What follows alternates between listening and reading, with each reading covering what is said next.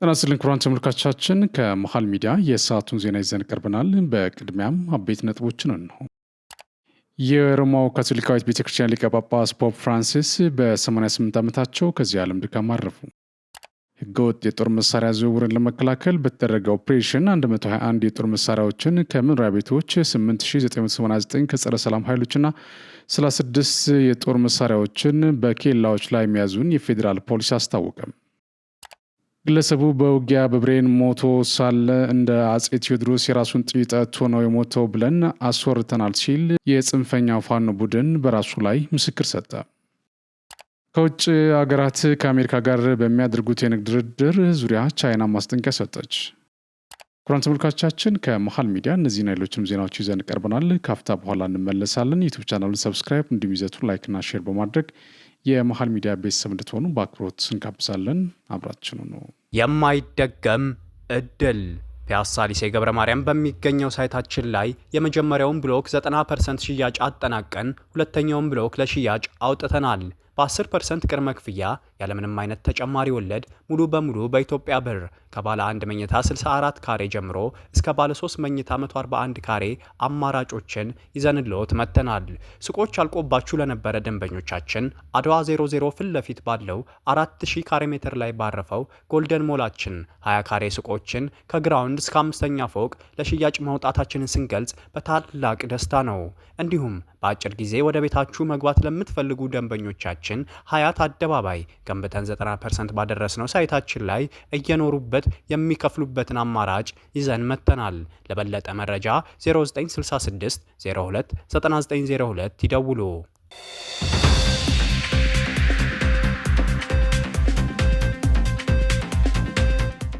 በቅድሚያም ዜና እረፍት። ለረጅም ጊዜ በከባድ የጤና ችግር በሕክምና ላይ የቆዩት የ88 ዓመቱ አዛውንት የካቶሊክ ቤተክርስቲያን ሊቀ ጳጳስ ፖፕ ፍራንሲስ ማረፋቸው ቫቲካን አስታወቀች። ወደ ጵጵስና ወንበር ከመምጣታቸው በፊት ካርዲናል ጆርጅ ማሪዮ ብርጊሊዮ በመባል ይታወቁ የነበሩት ጳጳሱ ቀዳሚያቸው ፖፕ ቤኔዲክት 16ኛ መንበራቸው መልቀቃቸውን ተከትሎ ነበር በአውሮፓውያን መጋቢት 2013 የካቶሊክ ቤተክርስቲያን እንዲመሩ የተመረጡት። ፖፕ ፍራንሲስ ለወራት በሕክምና ላይ በነበሩበት ጊዜ ከአደባባይ ርቀው ከቆዩ በኋላ እሁድ ዕለት በተከበረው የትንሣኤ በዓል በቅዱስ ጴጥሮስ ለተሰበሰበው ምዕመን በአካል ተገኝተው የትንሣኤ በዓል መልእክት አስተላልፈው ነበር።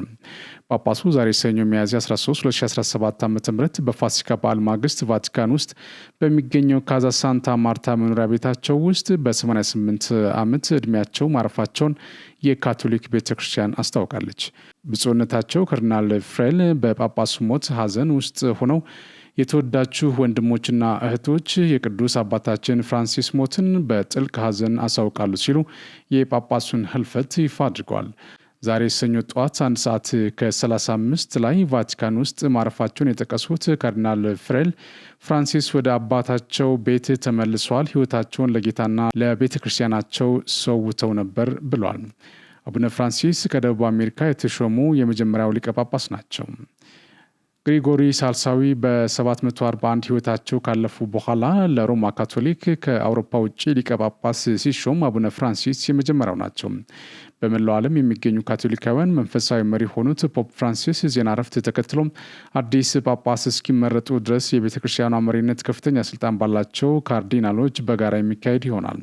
በአሁኑ ወቅት የካቶሊክ ቤተ ክርስቲያን 252 ካርዲናሎች ያሏት ሲሆን የፖፕ ፍራንሲስ ምትክን ለመምረጥ ጉባኤ ሲሰየም ከካርዲናሎች መካከል 138 ብቻ ናቸው አዲስ ጳጳስ በመምረጥ ሂደት ድምፅ መስጠት የሚችሉት።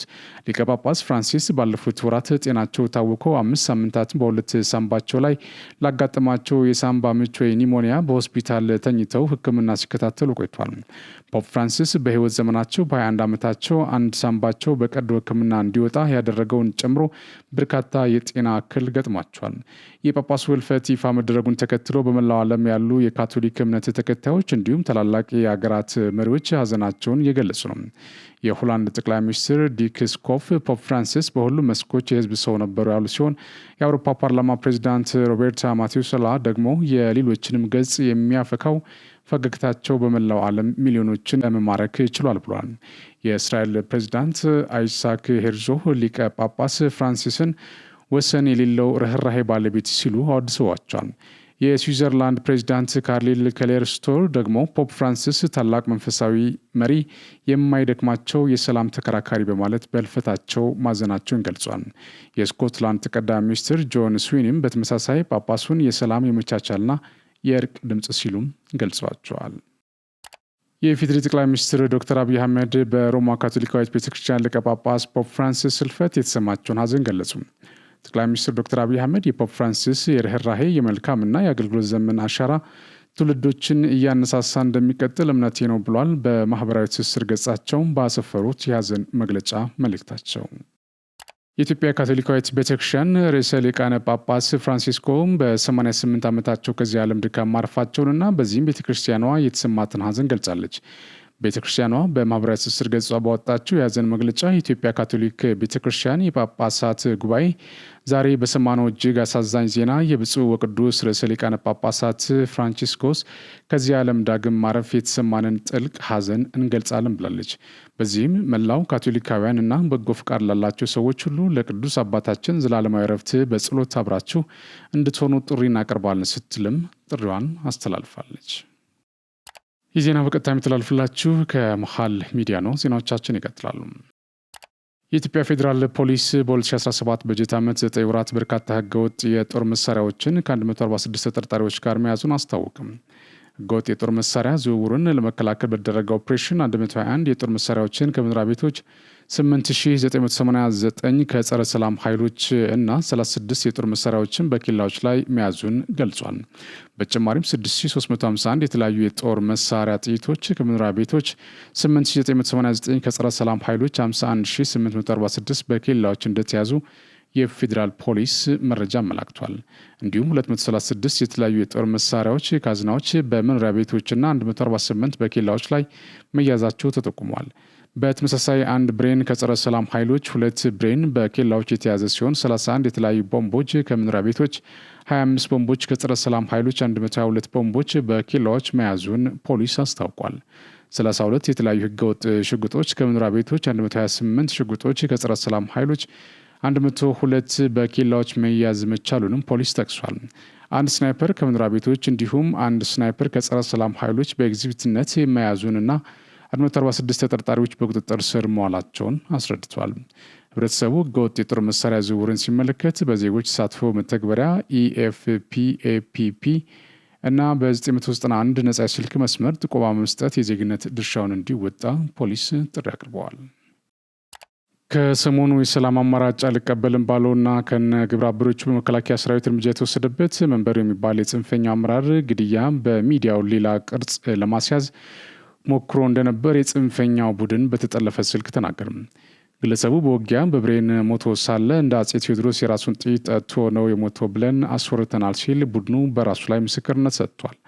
ቡድኑ በዚህ የተዛባና የሐሰት መረጃ ምክንያት እርስ በርስ የተባላ መሆኑን በተጠለፈው ስልክ ተመላክቷል። ተከታትለን መለስ። አቤት እንደምን አደርክ? እግዚአብሔር ይመስገን። እንኳን አደረሰ። እንኳን አብሮ አደረሰን። ማን ነው? ሰላም ነህ? ለወል እንዴት አለ? ሰላም ነን፣ እግዚአብሔር ይመስገን። አሜን አሜን። መልካም። ምን አዲስ አለ? ደህና ናችሁ? ደህና ነን። ምን አዲስ አለ? ሚዲያ ላይ ያው የትላንት ነው። ከዛ ውጭ የተለየ ነገር የለም። የዛ ልጅ ሞት ዘገባው በምን ላይ እየተዘገበ ያለ? የትኛው? እንዴት? ያው ውጊያ ላይ እያለ በራሱ ጥይት ነው ራሱን ያጠፋ ምናምን ብሎ ሻለቃ ጻፈው። እኛም በተመሳሳይ እንደዛ ነው የጻፍነው እንጂ የሞተ በብሬን ነው። በነገራችን ላይ ኋላ ስናጣራ መጀመሪያ በሞርተር ነው ብለው ነበር። በኋላም ደግሞ ሳጣራ በብሬን ግንባሩ ላይ ነው የተመታው ምናምን አሉ። ዞሮ ግን እኛ እጅ አልሰጥም ብሎ በራሱ ራሱን እንዳጠፋ ነው ተደርጎ የተዘገበ። አሁን እኮ ከዛ ደውለውልኝ ከዘዋ ልጅ የሚዘገብበት መንገድ ትክክል አይደለም።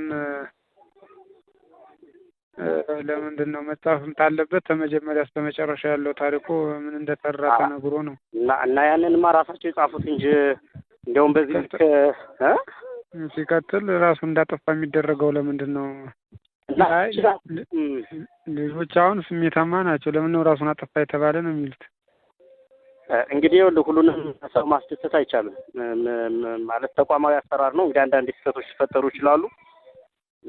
ምን ማድረግ አይቻልም። አንተ ብትሆን ምን ታደርጋለህ? አሁን ማንም ሰው ቢሆን ወይ መጀመሪያ እንዲያውም እኔ ያልኩኝ መጀመሪያ ሰውየው ሻለቃ ተሸክሮ ጽፎት ነው እንጂ እኔ እንዲያውም ስጽፈው መግለጫ አጠቃላይ አማራ ፋኖ በጎጃም መግለጫ ያወጣል እንዴ እንዲያውም ብያለሁ። ለአለቃም ጽፌለት ነበር፣ ለአስረስም ጽፌያለሁ፣ ማርሸትም ጽፌ ነበር። መግለጫ ይወጣ አልወጣም። በነገራችን ላይ የአማራ ፋኖ በጎጃም ተብሎ መግለጫ አልወጣም። ስለዚህ አለቃም ጽፌለታለሁ፣ አላየውም። እስከ እኔ ጠዋት ከምሽት ድረስ አላየውም፣ አይሰራለትም እንጃ። አስረስም ጽፌለታለሁ፣ ያየው እንጃ። የማርሸትም ጽፌለታለሁ፣ እሱም አልጻፈም። ቆይ ጽፈዋለሁ ነው ያለኝ። የሻለቃ ብላው መግለጫ ከዛ በኋላ የነ መንበሩ የብርጌዱ መግለጫ የክፍለ ጦር መግለጫ ነው ያለ። ሌላ ማንም መግለጫ አልጻፈም። ያው እና ምንም አንዳንድ ጊዜ እና ራሳቸው በስራ አስፈጻሚ ደረጃ የጻፉት ይሄንን አይደል? ምድር የሚሉንኛል በራሳቸው በስራ አስፈጻሚ ደረጃ የጻፉት ይሄናል። የብርጌዱ መብረቁ ብርጌድ ይሄንን እኮ ነው የጻፉት። ራሱን ያጠፋ ብሎ ነው ይመስለኛል። እነሱም አውጥተዋል። ከዛ የተለየ አይመስለኝም። ብቻ እንደዛ ሆኖ አሁን እንትን ብለውልኝ ቼክ እናደርግ ምናምን ብዬ ነው እንትን ያልኳቸው። እና ምን ይሻል መፍትሄው ምን ይሻላል ትላለህ? እኔ አሁን እና አለቃ መግለጫ ቢያወጡ ይሄን ሁሉ ይቀይረዋል ብዬ አስባለሁ። እንደ ተቋም መግለጫ ቢወጡ ልጁ ልክ እንደዚህ አይነት ትንሽዬ ተሰራ ቁጥር ከዛ ያች እንዳለ መቀበልበስ የውሸት ታሪክ ነው ተጽፎበት የሚቀር ይሄ ልጅ። አዲሱ የትግራይ ጊዜያዊ አስተዳደር ፕሬዚዳንት ጀነራል ታደሰ ወረደ በቀድሞ የትግራይ ጊዜያዊ አስተዳደር ፕሬዚዳንት በአቶ ጌታቸው ረዳ ጊዜያዊ እግድ የተላለፈባቸው 3 ከፍተኛ ወታደራዊ አዛዦችን እግድ መሻራቸውን ከ3 ቀን በፊት ማለትም በቀን 8/8/2017 ዓ.ም በተጻፈ ደብዳቤ አሳውቀዋል። በቀድሞ የትግራይ ጊዜያዊ አስተዳደር ጌታቸው ረዳ የተጣለባቸው ጊዜያዊ እገዳ የተነሳላቸው 3 ከፍተኛ ወታደራዊ አዛዦች ሜጀር ጀነራል ዮሐንስ ወልደ ጊዮርጊስ፣ ብርጋዴር ጀነራል ምግበይ ኃይልና ሜጀር ጀነራል ማሾ በየነ ናቸው። እገዳው ያነሳው ጊዜያዊ አስተዳደር እገዳው በምን ምክንያት እንደተነሳም አልተብራራም። የኢትዮጵያ አየር መንገድ ወደ ናይጄሪያ ኢኒጉ አካኑ አቢያም ዓለም አቀፍ አውሮፕላን ማረፊያ የሚያደርገውን በረራ እስከ ሚያዝያ 28 ቀን 2017 ዓ.ም ድረስ ማቋረጡን አስታውቋል። በረራው የተቋረጠው በአውሮፕላን ማረፊያው እየተከናወነ በሚገኘው የጥገና ስራ ምክንያት መሆኑንም አየር መንገዱ ገልጿል።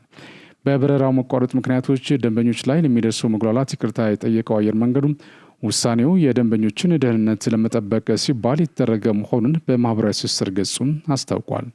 ደንበኞች ለሚኖራቸው ማናቸውም ጥያቄ የሚከተሉትን አድራሻዎች መጠቀም እንደሚችሉም ገልጿል።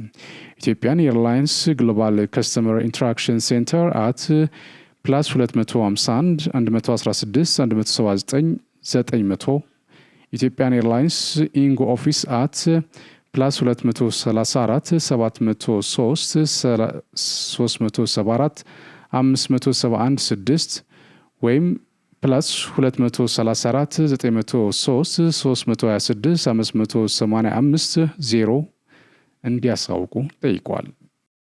በሳውዲ አረቢያ በአስቸጋሪ ሁኔታ ውስጥ የነበሩ 3285 ኢትዮጵያውያን ወደ ሀገራቸው መመለሳቸውን የሰራተኛና ማህበራዊ ጉዳይ ሚኒስቴር አስታወቅም። በሳምንት ውስጥ በተደረገ 9 ዙር በረራ የተመላለሱት 2747 ወንዶች፣ 508 ሴቶችና 30 ጨቅላ ህጻናት ሲሆኑ ከተመላሾች መካከል 159 ዕድሜያቸው ከ18 ዓመት በታች የሆኑ ታዳጊዎች ይገኙበታል።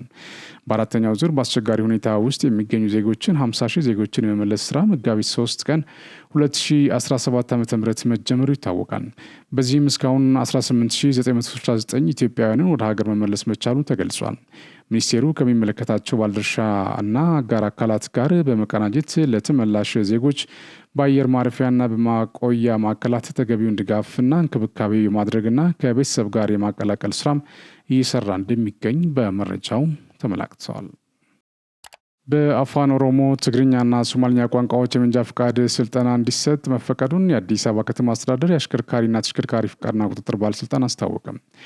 ባለስልጣኑ በሪፎርም ሂደት ውስጥ እንደሚገኝና ለረጅም ጊዜ ሲጠይቁ የነበሩ በርካታ ተገልጋዮችን የመልካም አስተዳደር ጥያቄዎችን እየፈታ እንደሚገኝ ገልጿል።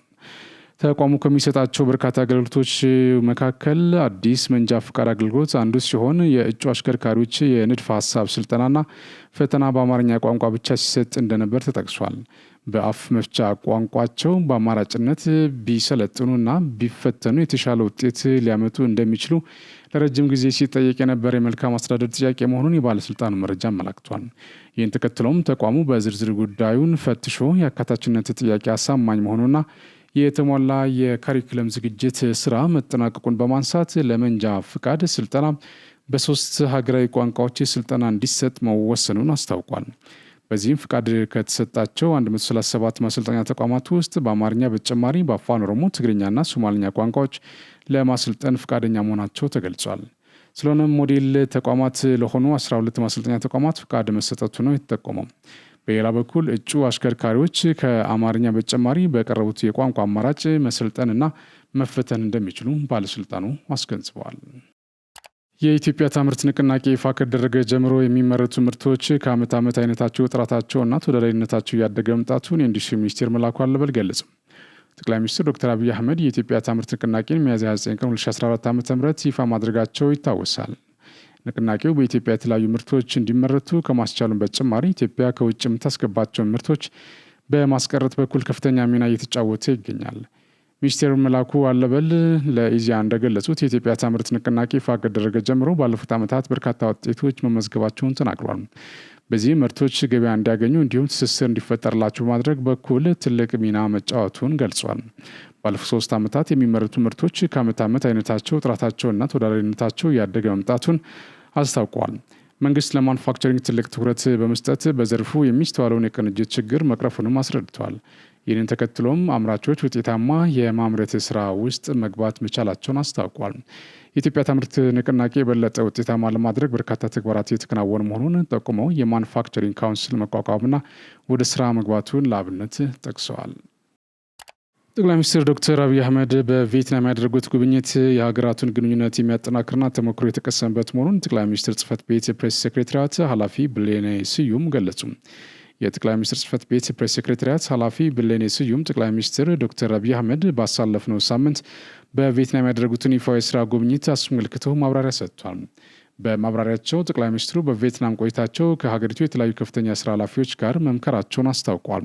በዚህም በሁለቱ ሀገራት መካከል በተለያዩ ዘርፎች ያለውን ትብብር ይበልጥ ማጠናከር የሚያስችል ውይይት መደረጉን ነው ያብራሩት።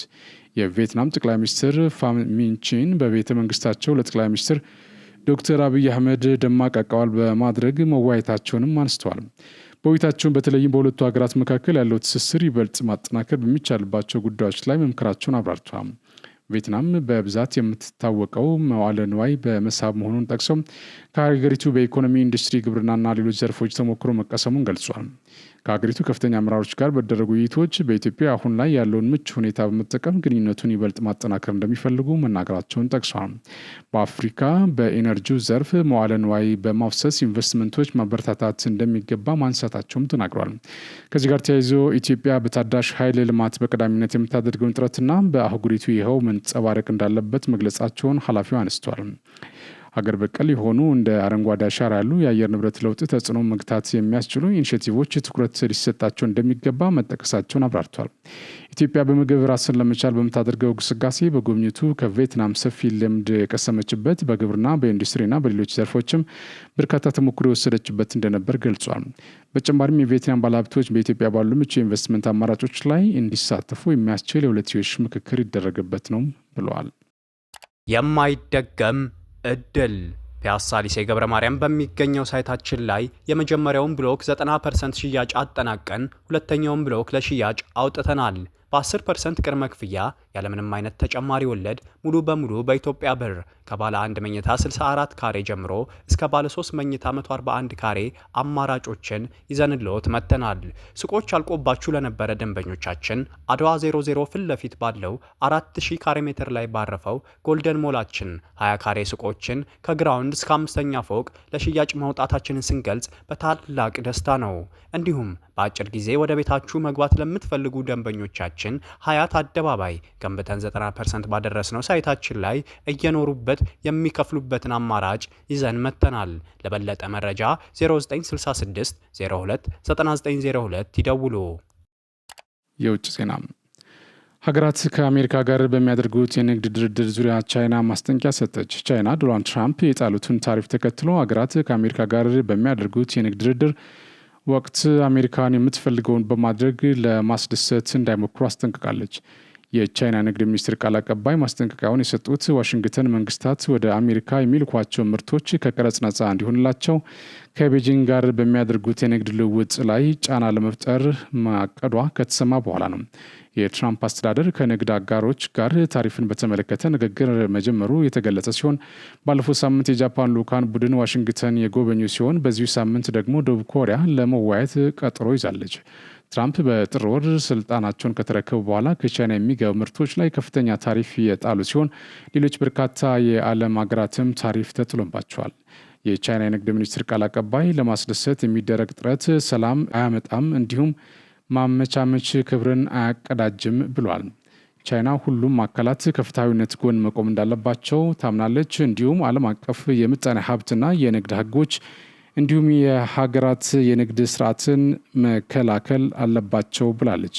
ባለፈው ሳምንት ዎል ስትሪት ጆርናል አሜሪካ ታሪፍን በተመለከተ ከሀገራት ጋር በምታደርገው ድርድር ከቻይና ጋር በሚኖራቸው ንግድ ላይ አዲስ ገደብ በመጣል ጫና ለማድረግ እንደምትፈልግ ዘግቦ ነበር። ቢቢሲ የአሜሪካ ግምጃ ቤት እንዲሁም ንግድ ሚኒስቴር ተወካዮችን ምላሽ ለማግኘት ሞክሮ የነበረ ቢሆንም አልተሳካለትም። በንግድ ጉዳዮች ላይ የሚሰራው ሞኔክስ ግሩፕ ባልደረባ የሆኑት ጄስፔር ኮል ቁጥሮችን የምንመለከት ከሆነ የጃፓን 20 በመቶ ትርፋማነት የሚመጣው ከአሜሪካ ነው፣ 15 በመቶ ደግሞ ከቻይና ነው ብሏል። ስለዚህም ጃፓን በእርግጠኝነት ከአሜሪካና ከቻይና ልትመርጥ አትችልም።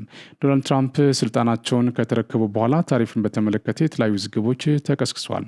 የአሜሪካ ፕሬዚዳንት በገቢ ምርቶች ላይ የሚጣል ግብር ሸማቾች በአሜሪካ የተመረቱ ምርቶችን እንዲገዙ ያበረታታል፣ የሚሰበሰበው ታክስ ይጨምራል፣ እንዲሁም ወደ አሜሪካ ትልልቅ ኢንቨስትመንቶች ይስባሉ ሲል ይከራከራሉ። ተቾች ግን ግዙፍ አምራቾች ወደ አሜሪካ ለመሳብ እንዲህ እንደሚታሰበው ቀላል አይደለም ይላሉ። ምናልባትም 10 ዓመታትን ሊወስድ ስለሚችል በመከላከል የአገሪቱን ኢኮኖሚ ፈተና ውስጥ ይገባል ሲሉ የአሜሪካ መንግስት ውሳኔውን እንዲያጤን ምክራቸውን ይለግሳሉ። ትራምፕ በሀገራት ላይ ታሪፉን ይፋ ካደረጉ በኋላ ውሳኔያቸውን ተፈጻሚ የሚሆንበት ቀን አራዝሞታል። ትራምፕ ከቻይና የሚገቡ ምርቶች ላይ 145 በመቶ ታሪፍ ጥሏል። ሌሎች የዓለም ሀገራትም እስከ ሐምሌ ወር ድረስ አነስተኛ ነው የተባለው 10 በመቶ ታሪፍ ተጥሎባቸዋል። የትራምፕ አስተዳደር ባለፈው ሳምንት አዲስ የሚጣሉ ታሪፎች ሲጨምሩ ከቻይና የሚገቡ ምርቶች ላይ የሚጣለው ታሪፍ እስከ 245 በመቶ እንደሚደርስ ተናግሯል። ዶናልድ ትራምፕ በሀገራት ላይ ታሪፍ መጣላቸውን ካስታወቁ በኋላ ከ70 ሀገራት በላይ ለድርድር ጥያቄ ማቅረባቸው ተመላክቷል። በየ3 ደቂቃው አንድ ሰው በተሽከርካሪ አደጋ ህይወቱን በማጣት ህንድ በዓለም ከፍተኛ የትራፊክ አደጋ የሚከሰትባት ሀገር መሆኗን አንድ ሪፖርት አመለክትም። በአንድ ዓመት ማለትም 2023 ብቻ በመንገድ ላይ በተሽከርካሪዎች አማካኝነት ባጋጠመ አደጋዎች ከ172 ሺህ በላይ ሰዎች ህይወታቸውን ሲያጡ ይህም በየቀኑ በአማካኝ 474 ሰዎች እንዲሁም በየ3 ደቂቃው ደግሞ አንድ ሰው በአደጋ ለሞት መዳረጉን ተገልጿል። በሀገሪቱ በተጠቀሰው ጊዜ ከ480 ሺህ በላይ የተሽከርካሪ አደጋዎች የተመዘገቡ ሲሆን በእነዚህ ሳቢያም ከ170 ሺህ በላይ ሰዎች ለሞት ሲዳረጉ በመቶ ሺዎች የሚቆጠሩ ደግሞ ጉዳት ደርሶባቸዋል። በአመቱ በአደጋ ከሞቱት ሰዎች መካከል 10 ሺህ የሚሆኑት ህጻናት ናቸው። በትምህርት ቤቶችና በኮሌጆች አካባቢ የደረሱ አደጋዎች ደግሞ ሌሎች 10 ሺህ ሰዎች ላይ ጉዳት ሲያደርሱ 35 ሺህ እግረኞች ደግሞ ለሞት ተዳርገዋል። ሪፖርቱ እንዳሉ ከልክ በላይ መፍጠን በህንድ ውስጥ ለተከሰቱት የትራፊክ አደጋዎች ዋነኛው ምክንያት ሲሆን ብስክሌትና ሞተር ላይ በሚደርሱ አደጋዎች የራስ ቅል መከላከያ ቆብ ማለትም ሄልሜት ባለማድረግ 54 ሺህ ሰዎች እንዲሁም 16 ሺህ የሚሆኑት ደግሞ የመቀመጫ ቀበቶ ባለማሰር ለሞት ተዳርገዋል። ሌሎች ለሰው ሞት ምክንያት የሆኑት ደግሞ ከልክ በላይ መጫን 12 ሺህ ሞት፣ ካለመንጃ ፈቃድ ማሽከርከር ደግሞ ለ34 ሺህ አደጋዎች ምክንያት ሆኗል። የመንገድ ላይ ደንብ ጠብቆ አለማሽከርከር ከፍተኛ ጉዳትን ማስከተሉን ቢቢሲ በዘገባው አመላክተዋል። ክቡራን ተመልካቾቻችን ከመሃል ሚዲያ ለሰዓቱ ያዙናቸው ዜናዎች እነዚህ ናቸው። ስለተከታተላችሁ እናመሰግናለን። ዝግጅቶች ይቀጥላሉ። በእኔ በኩል ጨርሻለሁ። በያላችሁበት ሰላም ሁኑ። የማይደገም እድል ፒያሳ ሊሴ ገብረ ማርያም በሚገኘው ሳይታችን ላይ የመጀመሪያውን ብሎክ 90% ሽያጭ አጠናቀን ሁለተኛውን ብሎክ ለሽያጭ አውጥተናል። በ10% ቅድመ ክፍያ ያለምንም አይነት ተጨማሪ ወለድ ሙሉ በሙሉ በኢትዮጵያ ብር ከባለ 1 መኝታ 64 ካሬ ጀምሮ እስከ ባለ 3 መኝታ 141 ካሬ አማራጮችን ይዘንልዎት መጥተናል። ሱቆች አልቆባችሁ ለነበረ ደንበኞቻችን አድዋ 00 ፊት ለፊት ባለው 4000 ካሬ ሜትር ላይ ባረፈው ጎልደን ሞላችን 20 ካሬ ሱቆችን ከግራውንድ እስከ 5ኛ ፎቅ ለሽያጭ ማውጣታችንን ስንገልጽ በታላቅ ደስታ ነው። እንዲሁም በአጭር ጊዜ ወደ ቤታችሁ መግባት ለምትፈልጉ ደንበኞቻችን ሀያት አደባባይ ገንብተን 90% ባደረስነው ሳይታችን ላይ እየኖሩበት የሚከፍሉበትን አማራጭ ይዘን መጥተናል። ለበለጠ መረጃ 0966 02 9902 ይደውሉ።